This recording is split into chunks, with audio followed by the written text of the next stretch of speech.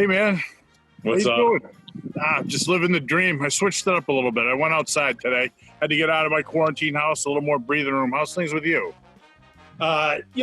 It's every day is like Groundhog Day, so I just drink at the end of it. I think that works best for everyone. Yeah. But I was thinking about it, man. You know what the one thing I need is? A little more cowbell? Close.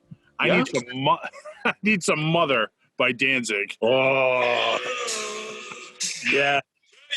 Dude, somebody used to come out of the pen to this, right? That would be none other than Keith Foulke. What? I would love to see him run out of the pen, like, right now. I wonder what he's up to. Yeah! Oh, what do you know? There he is. Yeah. It was a quick run. Nice. Keith Foulke, Red Sox Good morning.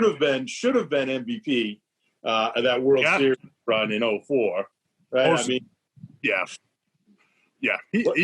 I think you can make a pretty good case for that, man. It looks like we're looking at your backdrop. That's not virtual, right? That's real.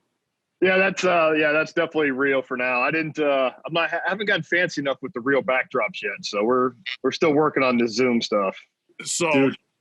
I got to tell you, like, I follow you on Instagram. It looks like you have a blast.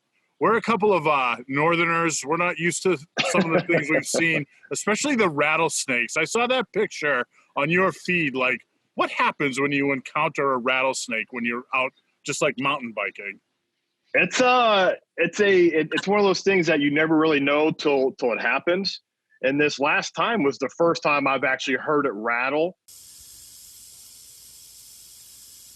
And as I was riding by, it's like you hear that, and it's one of those things, instinct. You immediately know what it is. Like, I picked my foot up off the pedal, and fortunately, it was right at the end of the trail, and so I was able to kind of circle back and kind of get the camera on them. But it's definitely not something you want to hear on a regular basis.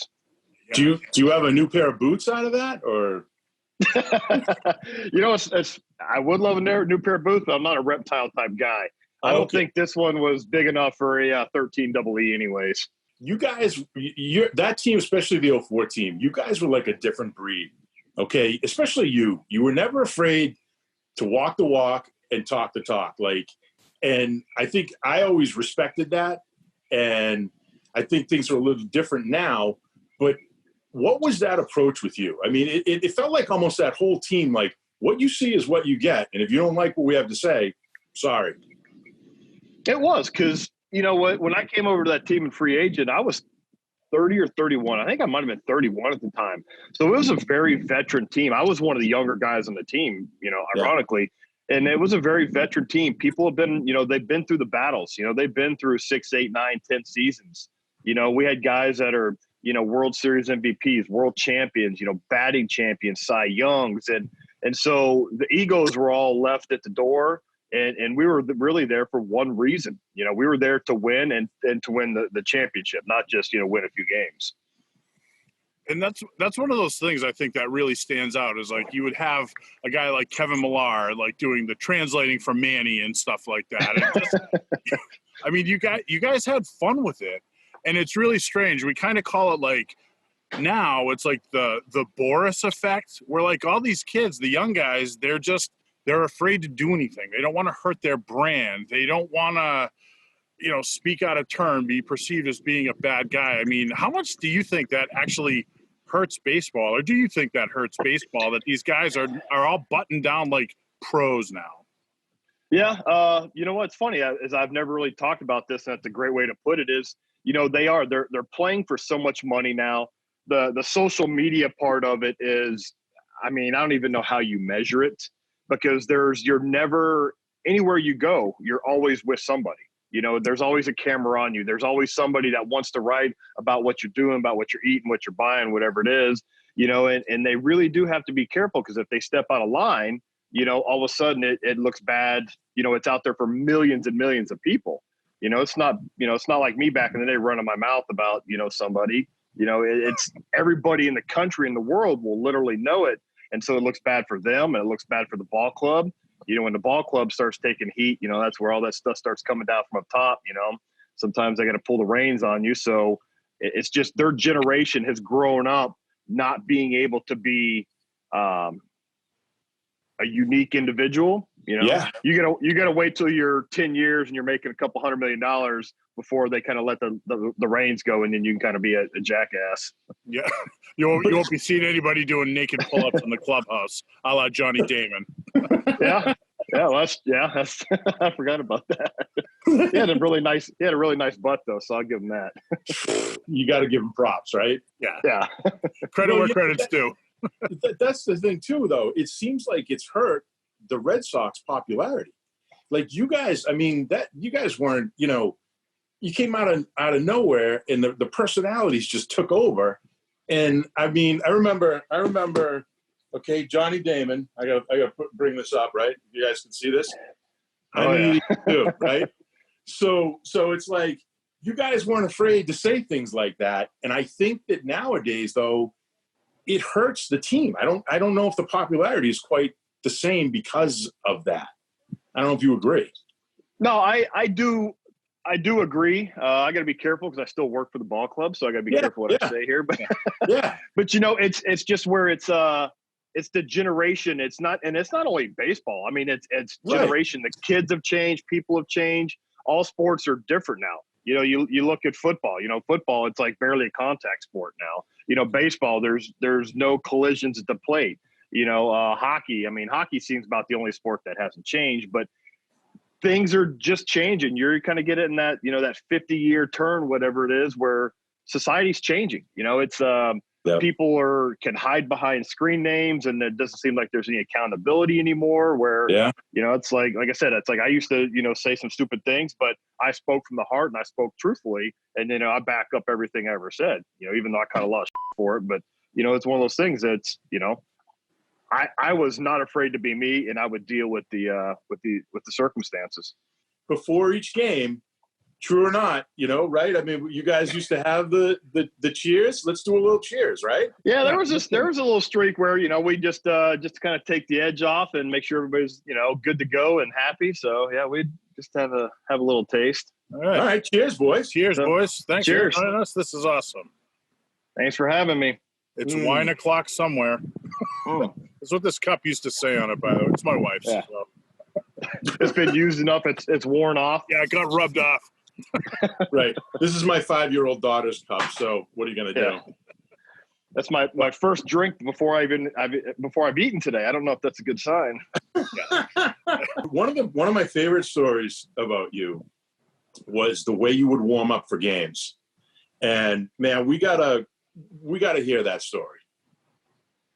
Yeah, well, it's I think it's pretty well known that I'm a huge hockey fan, and so Andrew Crosby, one of our clubhouse guys at the time, now he's in the bomb squad for BPD. But so I bought all the hockey equipment, had all the goalie equipment, all that stuff. And we had sticks, and he was a good hockey player himself. So we'd be in the weight room, and we bought the like the little chunks of fake ice and stuff. And so we would take turns shooting on each other, and that was my pregame warm up. This wasn't like you're shooting on your 6-year-old daughter. I mean, this is full ripping. I mean, it was full gear. I mean, it wasn't like street hockey stuff. This was full on with like, you know, the actual NHL pucks, with like real pucks. Yeah. Well, we were using balls, and then balls in the floor hockey pucks. Oh yeah, yeah. Okay, so when it was going on, you didn't walk through the weight room. I mean, it was. Now let's hypothesize if something happens when a clubhouse guy is ripping pucks at you to warm up and you get hurt. Like, how do you talk that one away after a game where it's like, yeah, Keith wasn't available. It's look at the NHL term and be like, yeah, upper body for Keith tonight. Like, upper body contusion. How would you talk that away? Like, well, the first thing you do is you don't tell anybody. So that's how you get away with it. Wait. But you know, I take my shot. I'm a pretty tough guy. You know, football, came from Texas. You know, race motorcycles, all that stuff. So it takes a little bit more than, you know, a little scuff to get me. But I did find out one thing. I found out that I couldn't hold the goalie stick with my right hand because I'd start getting like arm pump. So I had to go out and buy a whole nother set of catcher and blocker so I could be a right-hand catcher, left-hand blocker stick. So something good came out of it. I love it. That is very, very impressive. So I love hockey. Like Moose loves football and baseball. I'm like the hockey guy. How does a guy from Texas get into hockey? Very simple. You know, the 1980 Olympics. You know, I was, 8 years old at the time. It's one of those things. I fell in love with that. When we were in Houston, my dad used to take me to see the Houston Aeros. And back in the day, WHA, right? Whatever league it was. But, you know, I can honestly say I got to see Gordie Howe play when I was a kid, when he was with them for a while. So it was just one of those things that just kept building and building. I love the physical aspect of it. The only bad thing is I grew up in East Texas where we didn't have ice. Yeah. So I still can't really skate. I can shoot, but I can't skate. So that's why you play goalie. Yeah, that's why you play goalie. Yeah. What would it take, I guess, for baseball to come back at this point, in your opinion? Well, I mean, they've already been through a month of spring training, whatever it was. So it's really they should still be in a pretty decent shape. It's still hard to emulate going out there and running bases, start, stop, all that stuff. So they would need, minimum probably 3 weeks to kind of start to get knock the rust off. The pitcher should be just like anything. The pitcher should be pretty quick. The hitters will be, it's hard to see that live pitching. It takes a while to get used to seeing the pitches, recognizing breaking balls and, that stuff. So, I mean, I think they would need probably a month minimum to get ready. That way we could have somewhat of a quality product when we put it on the field. And that way these guys hopefully don't get hurt early in the season. Because even though spring training, it's like you very rarely ever go at 95 to 100%. You're always you kind of regulate yourself and you ramp it up towards the end of the season. As you get into the season, it's like you kind of flip that switch, and when the lights come on, it's like, it's go time. So it's one of those things that adds adrenaline. With no fans, it'll definitely be a little bit different, but they're professionals. They'll still, watching on TV, we'll still be able to see a pretty decent product. And let me ask you this, Keith, like you were talking about sort of the physical preparation and getting your body ready and all that. But like, if you were still pitching, right, would you be concerned about that? Like having to rush through it, having maybe hurting yourself, or like maybe getting sick, or like being away from your family? Like, would those be concerns for you? They wouldn't be concerns for me. Like we were talking about before we start airing, I've been social distancing for years. So that really didn't affect me. But as far as pitching, when I was still playing, I had the mound in the backyard. I had everything measured up. I had the strike zone and all that. And so I didn't really need to see the live hitting before I was ready. You know what? And it's one of those things, yes, it's hard to be away from your family. But on the 1st and 15th, when you're collecting a paycheck for, $400,000 or $500,000, $1 million, twice a month, there's a lot of those things that help you get over the missing part. We have FaceTime. I mean, we're sitting on different corners of the country right now. We're still talking to each other. So, there's technology and big paychecks makes distancing a lot easier. Sure. You talk about career type stuff.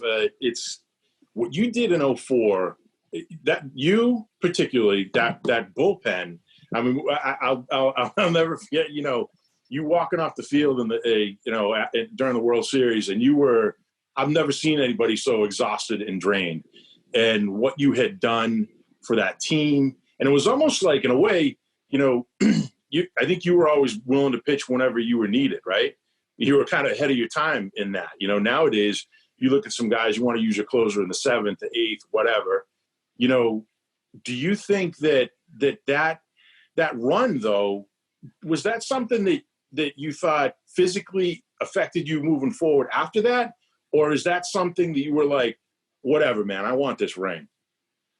Yeah, I mean, it was whatever. I definitely consider myself an old school style pitcher.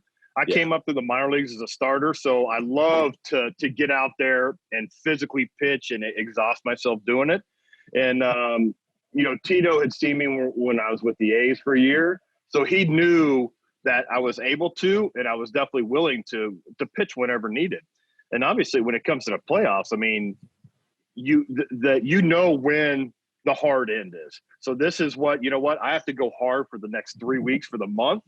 And, you know, that was one thing that I could do in '04. I took pride in that, you know, to be able to go out there night in and night out.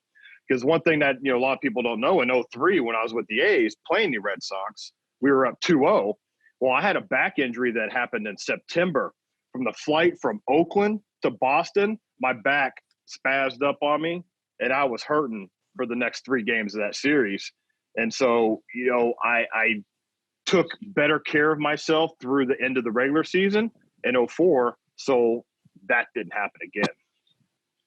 Was that something that in hindsight, you know, the next year, I mean, the Red Sox, you know, had a whole issue of dealing with things after the World Series, their pitchers, starters coming in and close, things like that, just what your body goes through.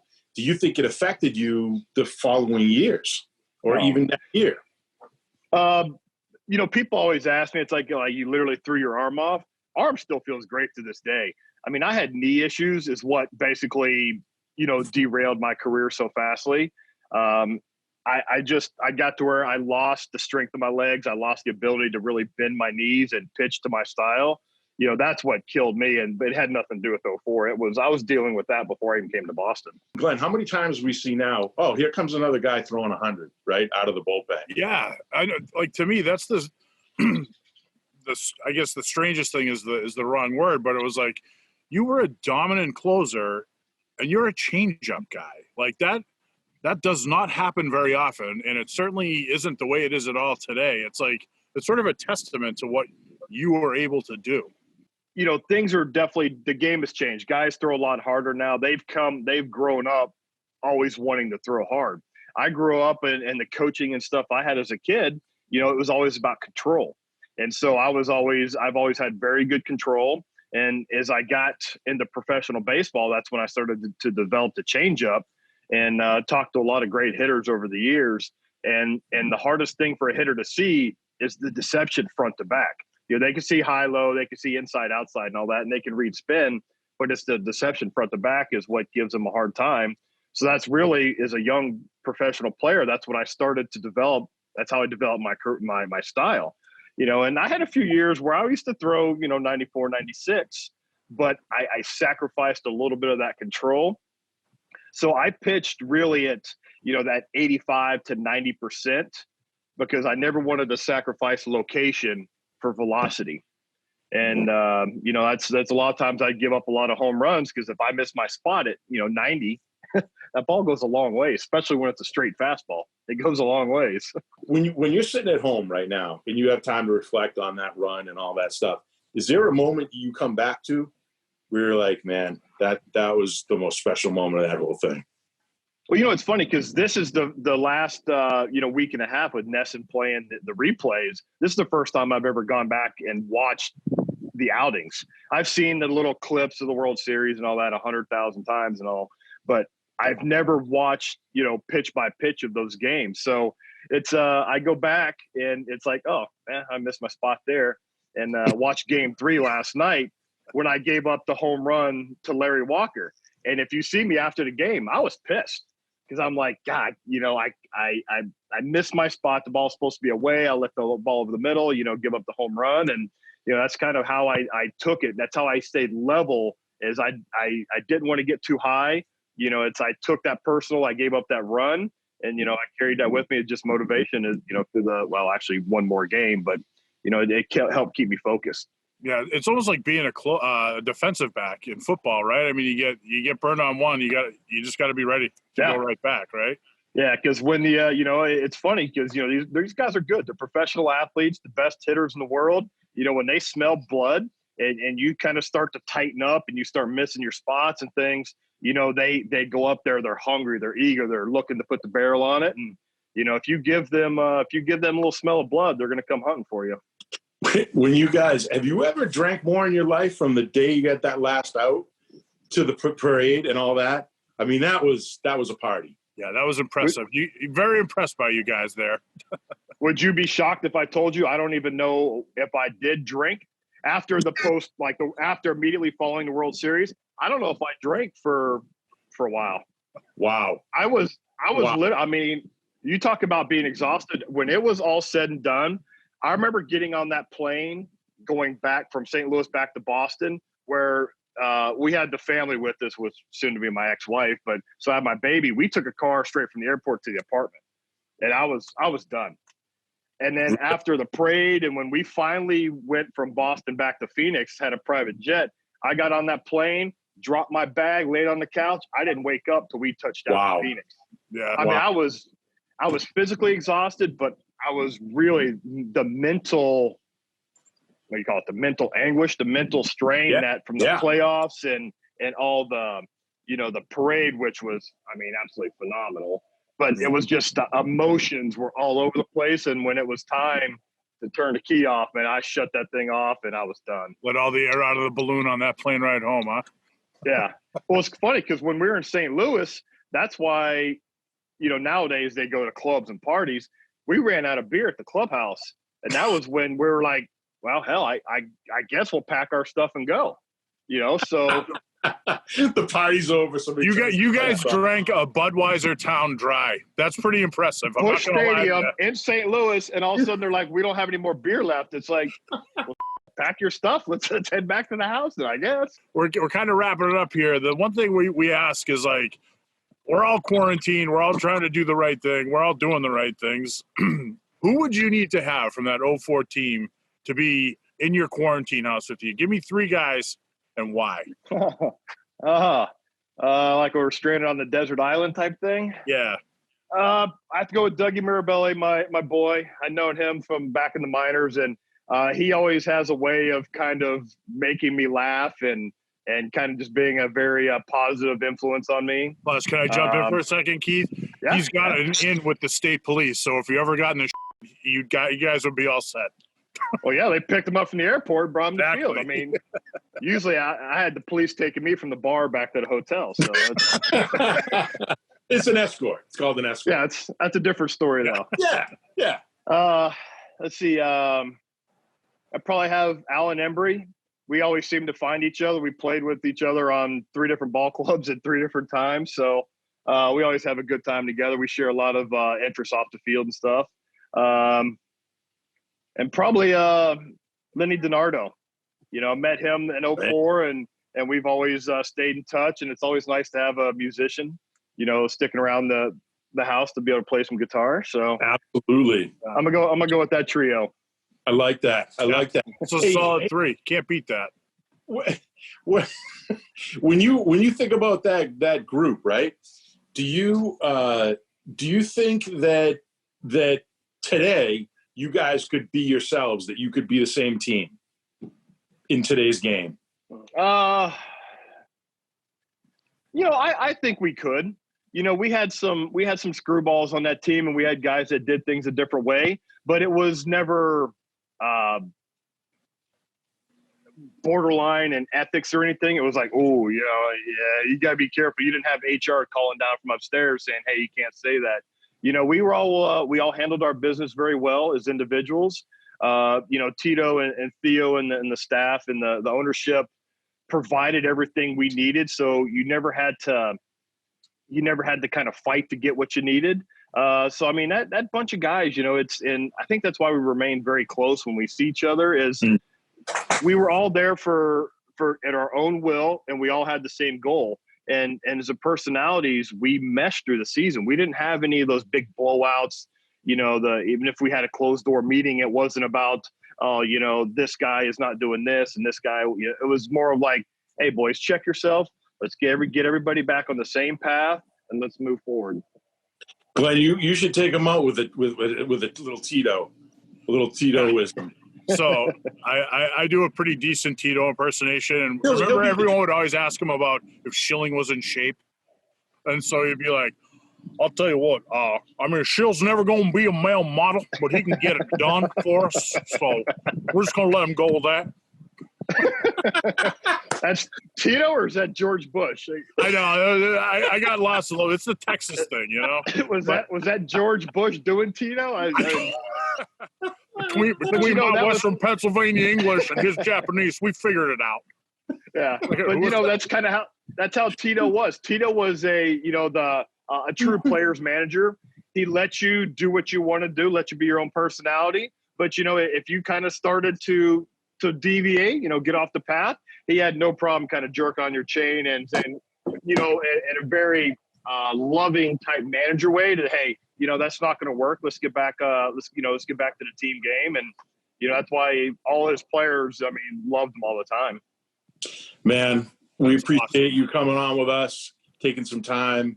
I'm going to call you the series MVP because that's where you should have been. You just won it. You I just won the appreciate MVP. Yeah. Hey, listen, when you're back in Boston, I still play a little bit of hockey. Can I drag your butt out onto a rink? We'll take some shots and play hockey.